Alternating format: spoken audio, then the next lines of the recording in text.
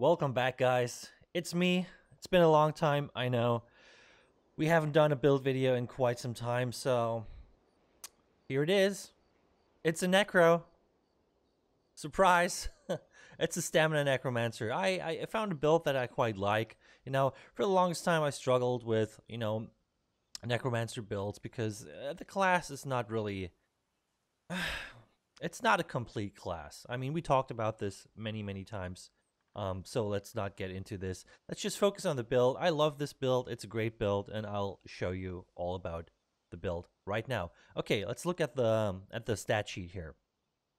Almost 13k Magicka, not bad.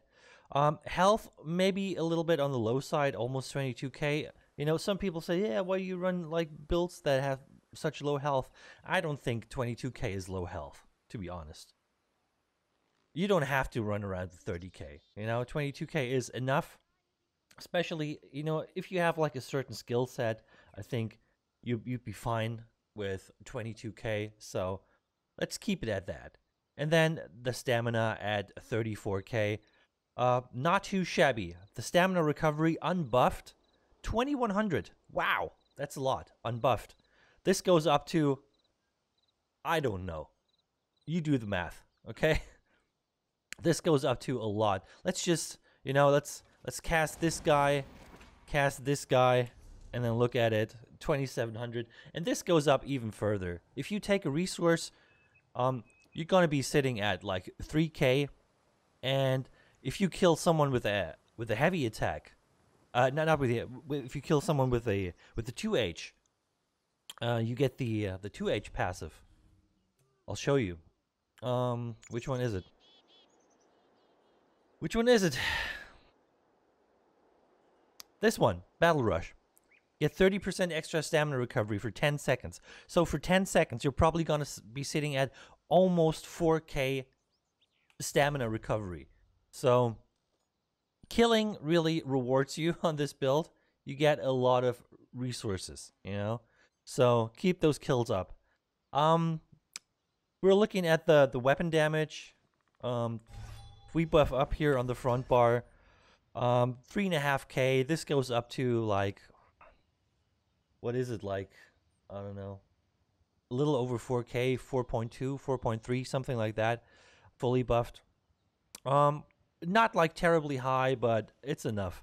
And I'll explain to you in a second why we get along with a little lower weapon damage than usual. When it comes to the spell and physical resistance, if I buff up here on my back bar, I mean, it's not terrible. 19,000 on both, pretty good. And we are running Bloodspawn, so this goes up to 2.5k, to 25k.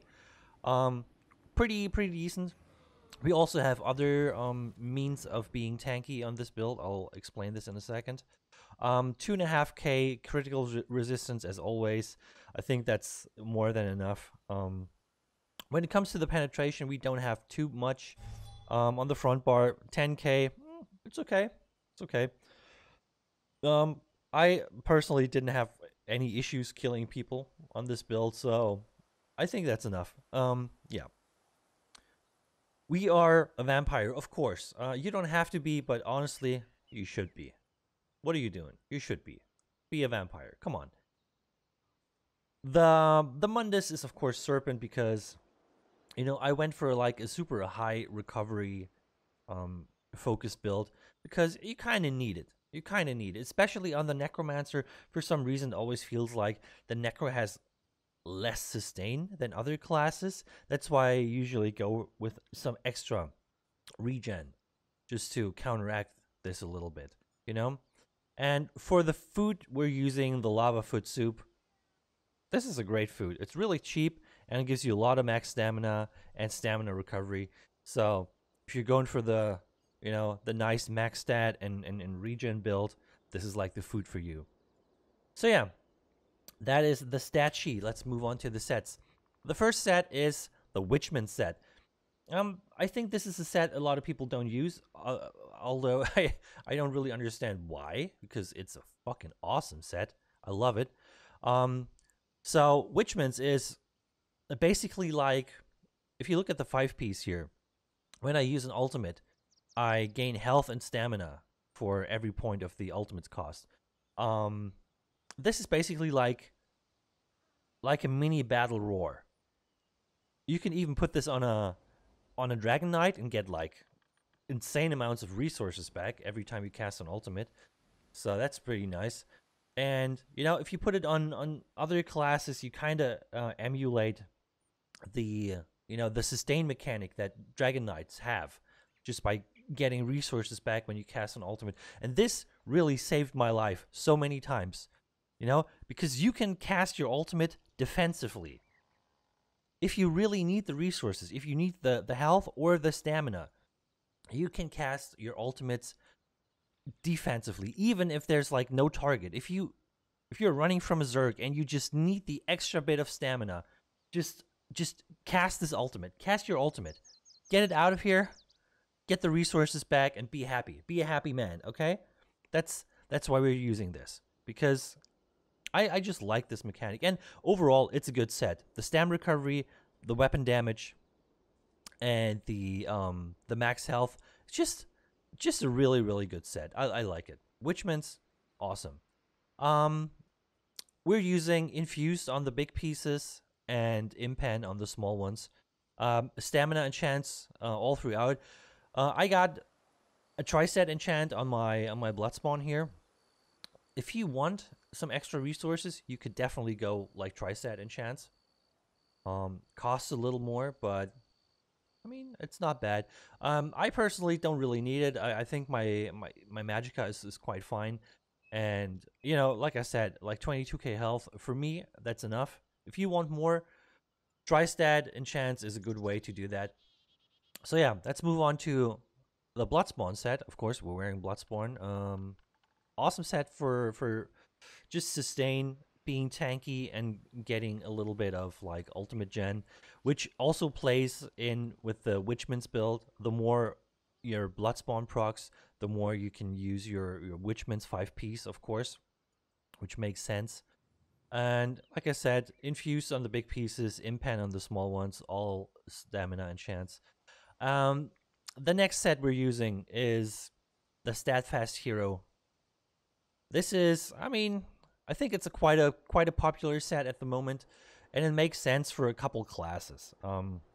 It makes sense on any Magicka class that has access to a purge, and it especially makes sense for Templars, Wardens, and Necros, because they have a class cleanse. They have a class purge, so they can really utilize this. And overall, it's a pretty tanky set. You get the max health, you get the resistances, and then you get the major protection when you cleanse an effect for 5 seconds, which is pretty good. 10-second cooldown, well, but I mean, it's not bad. It's 5 seconds up, 5 seconds down, 5 seconds up, 5 seconds down. Especially in this meta where you have a lot of like damage over time builds, you almost always have some sort of effect on you that you can cleanse. So you can make use of this pretty much every time you want. Great set, especially on the Necro. It works really well. Yeah, so robust on the rings and necklace, weapon damage and chance. Of course, we want a little extra damage. When it comes to the weapons, I chose a Maul because extra penetration can't hurt, right? It's sharpened. You can go for Nirnhoned if you want. It doesn't matter what kind of enchant you put on. Put on the one that you like. I didn't even change this enchant because it doesn't matter. You could run poisons if you want. Poison is, it's always a possibility. Pick the poisons you like the most. I personally like the double health drain poisons. I used them in the beginning when I started playing this build, but honestly, it wasn't a big deal, But the double health drains are pretty strong because, they put 2 poison effects on your target and they heal you. So not bad, but like I said, put on whatever you want. You can even run like a weapon damage enchant on the front bar if you really want. So yeah, and the bow, is infused with a weapon damage enchant because, you know, extra damage, really nice. So yeah, that is pretty much the gear. Let's move on to the skills. On our front bar, the first skill is the Blighted Blast Bones. Blast Bones, it got fixed. It's not fixed yet. It's still pretty unreliable, but I mean, it's all you have basically. It's like you're only a decent like burst damage skill that you get as a necro. So yeah, I mean you can make it work, but don't be surprised when your blast bones doesn't really do anything and just stands there and looks confused. It still happens. So the next skill, soul splitting trap. Ooh, please don't hate. This makes sense. It's a good skill. It might be a little overtuned, but honestly, I really do like this skill. I also like the other morph. You could go for the other morph if you want more sustain and more damage. I personally don't think this build needs it. I went with the multi-target morph because I thought, you know, a little bit of extra AoE is pretty decent. And since we're a necro, we get 10% extra damage for our damage over time abilities. So this just plays in. It gives a little extra damage, and I mean it helps keep the pressure up, and you can put it on multiple targets, especially if you're running around an IC. This is pretty good just for clearing mobs, and you know, if you encounter a Zerg, you just put it on them, and you have a better chance of actually killing them if they're like all affected by this and taking a decent amount of damage. The next skill is, of course, our execute reverse slice. Not much to say here. You got to execute. That's why we have it. And I personally prefer the AoE execute over the single target execute. The single target execute is a little stronger. It does a little more damage, but I think, you know, it doesn't really make a difference. And most of the times you have multiple targets and you want to, you know, execute them, and you don't want to be wasting your resources trying to execute single people. If you have multiple people and you just put the burst on, you just want to be able to execute them all and kill them all. So that's why we use the AoE morph. The next skill is Stampede. I started using Stampede this patch. I usually never use it. It's a pretty good skill now because it deals some bleed damage. When you hit someone, you put a little effect on the ground, and it bleeds people that are in this little effect area. It just plays into this, you know, kind of like damage over time playstyle.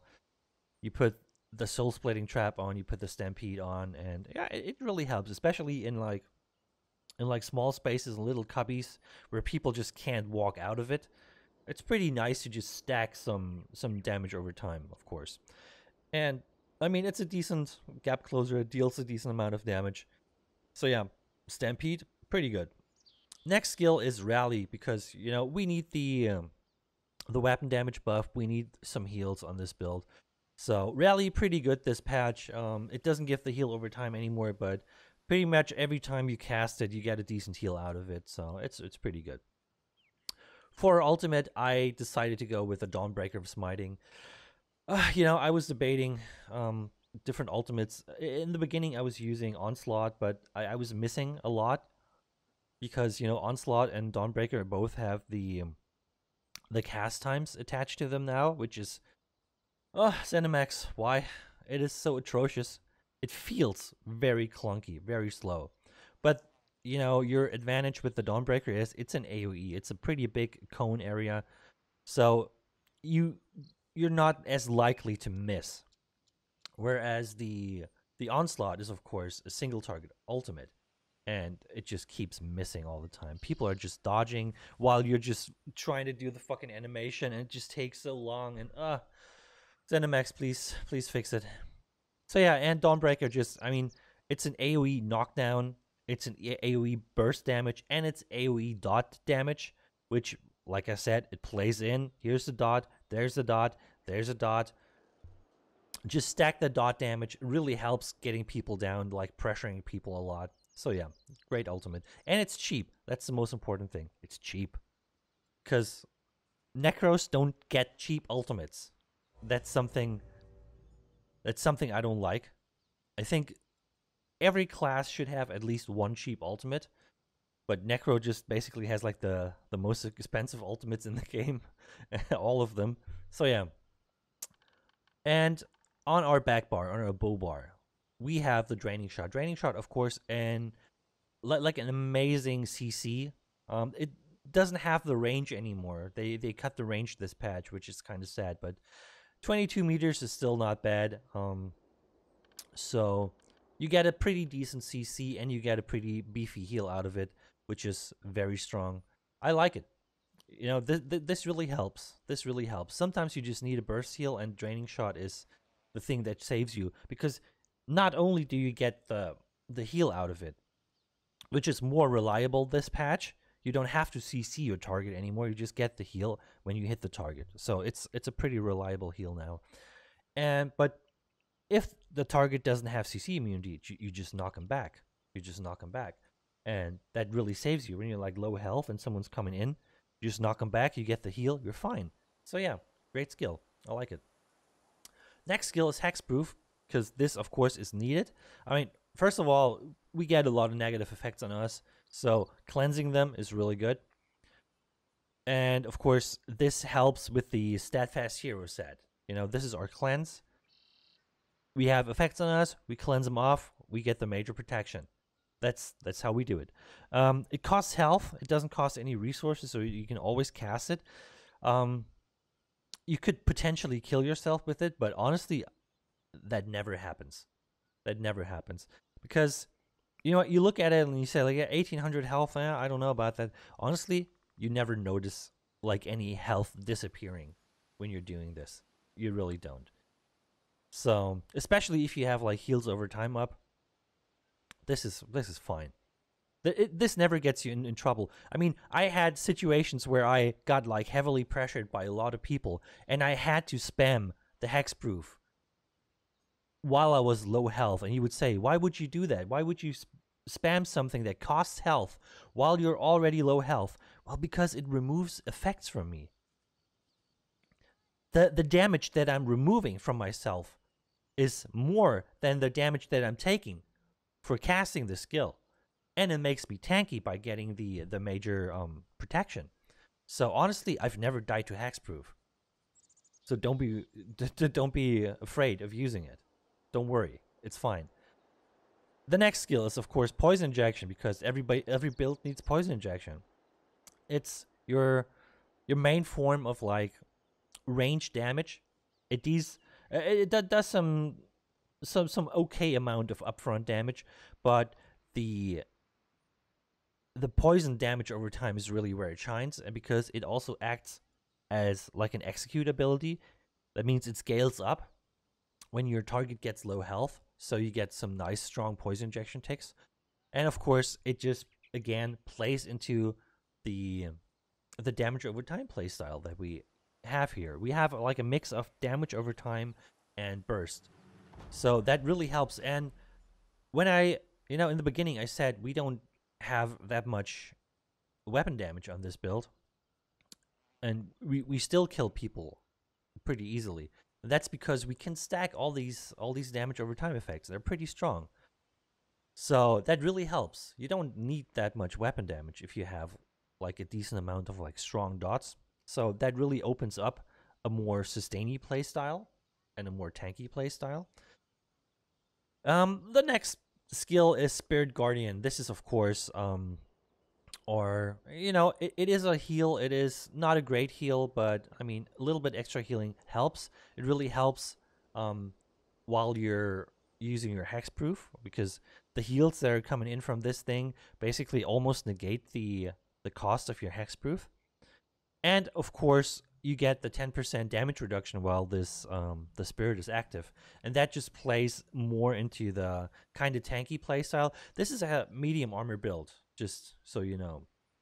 This is a medium armor build, but it's pretty tanky. It can be pretty tanky if you play it well. You keep your defenses up, and it kind of feels like heavy armor, you know? That's why I did this. So overall, pretty good skill, and you, of course, get your all the passives associated with this, mainly the sustain, the 200 regen when you have this thing active. So it's pretty nice. The next skill is beckoning armor. You can go either morph. I chose this one just to annoy people. You know, people hit you, they get pulled towards you, which is pretty nice because it also CCs them for a brief moment. And, you know, it can fuck people up. It can fuck people up.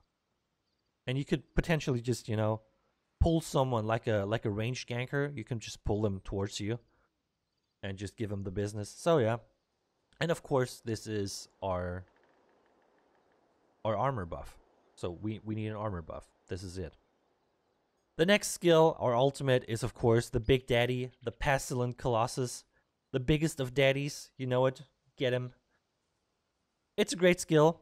It does a lot of damage, and it allows you to even put more damage in by like applying major vulnerability to your targets. But, and it's a big but, it's a Big Daddy but, I gotta say this, it is so hard to cast sometimes. Like, casting ground target abilities is still, it's hard to do. Your casting circle just gets stuck still, even if it's set to auto cast, or it doesn't really matter what kind of settings you choose for the ground target abilities.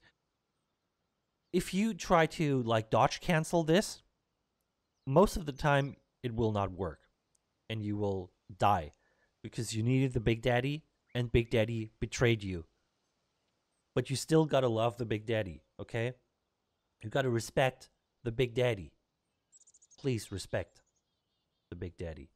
So, but you know, if you're not getting focused and you're just approaching a group from behind, you could basically do a lot of damage. You approach them, you cast the Blast Bones. Blast Bones takes a couple seconds to get ready, you know? Once the Blast Bones is ready, you apply the Soul Splitting Trap to all of them. Then you put the Colossus on them. Then you crit rush in, you stampede in, and then you execute. That's how you kill a group. That's how you do that, you know? Because they have the nice dot on them from Soul Splitting Trap. The Big Daddy comes up, does a lot of damage, applies major vulnerability. The Blast Bones jumps in, does a lot of AoE damage, and then you come in with the Stampede. You add a little extra damage over time, AoE on the ground, and then you start executing people. So that's basically the combo if you want to go for like a group kill. It's hard to do solo, but it can work. But if you have friends that support you with a little bit of healing, a little bit of damage, this is the way to go. This is the way to go. You do it. And if you have time, you could even apply the poison injection to some targets beforehand. So yeah, that's basically the combo. Okay, let's move on to the CP. CP layout in the red tree, like we always do it. 51 Ironclad, 77 Resistant, 43 Hardy and Elemental Defender, and the 56 in Quick Recovery. Then we're going for the Warlord, 37 Sprinter, 19. Mooncav, full on, 12%, 56. A little bit Arcanist, 22. You don't have to, but you know, it doesn't hurt. Tenacity, 43, of course. Tumbling, not that much, only 37, but a lot in this is wrong. This is wrong.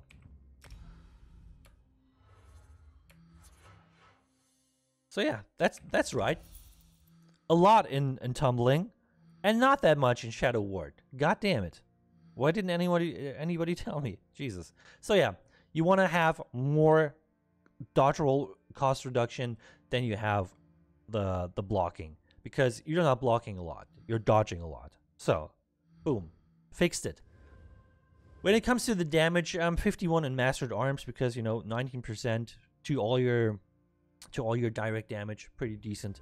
And then, of course, 51 in the Thaumaturge because we have a lot of damage over time. So 19%, that does a lot. That goes a long way, especially if you pair it with the 10% extra dot damage from the necro passives, we're looking at almost 30% extra dot damage. That's a lot. That's a lot of dot damage. Precise strikes 19%. I wouldn't go higher than that. You could even drop it a little if you wanted, because we're not critting that much on this build. So depends. But I gotta say, Necro has a passive that gives more crit on low health targets. So keep that in mind. Piercing 61, like this is basically what's left. You know, we have the 56 in mighty here, and you just put the rest in piercing. Depending on if you want to like put your points somewhere else for whatever reason, you just put the rest that you have in piercing. That's basically how you do it. And that's the build, ladies and gentlemen. That is the build. I will leave you with a little bit of footage. I didn't get too much because IC is pretty zergy right now, and open world doesn't have any fights, so just a little bit of footage. I hope you enjoy this build. If you have questions, put them in the comments below. Please subscribe and hit the bell. I gotta say it. You guys gotta subscribe, okay? If you want me to put out more content, please subscribe. And I'll be back with probably a Magicka DK build in a couple of days. So look forward to that. Thank you so much for watching. That's it. And enjoy.